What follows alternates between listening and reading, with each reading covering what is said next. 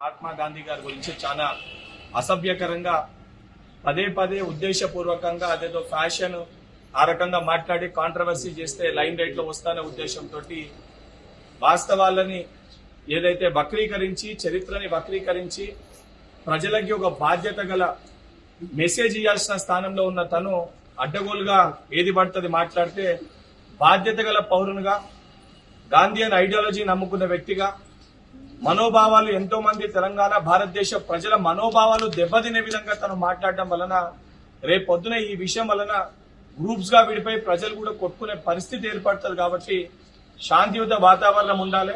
ఇటువంటి వ్యక్తులకి తగిన గుణపాఠం నేర్పించాలి.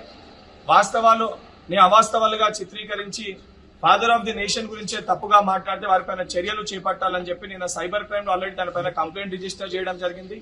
దానితో పాటు బాధ్యతతో తను మా అసోసియేషన్ లో కూడా సభ్యుడిగా ఉన్నాడు కాబట్టి మా అసోసియేషన్ ప్రెసిడెంట్ గారిని వారి యొక్క ట్రెజరర్ ని కూడా కలిసి వారికి కూడా ఈరోజు కంప్లైంట్ ఇవ్వడం జరిగింది.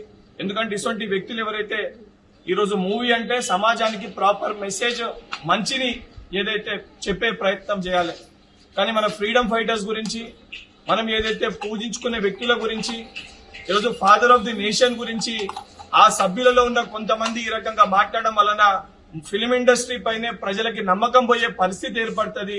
తప్పనిసరిగా ఇటువంటి వ్యాఖ్యల్ని మీరు ఖండించాలి, అటువంటి వాళ్ళపైన మీరు చర్యలు చేపట్టాలని చెప్పి మంచు విష్ణు గారిని అదేవిధంగా బాలాజీ గారిని వారిని కలిసి వారికి రిప్రజెంటేషన్ ఇవ్వడం జరిగింది.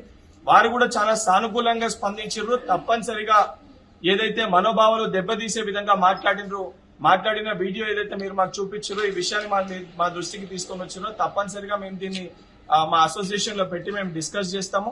అండ్ తప్పనిసరిగా will get back to you. దీనిపైన మేము ఏం చేపడతాం కూడా మీకు దీనిపైన మేము సమాధానం చెప్తామని చెప్పడం జరిగింది.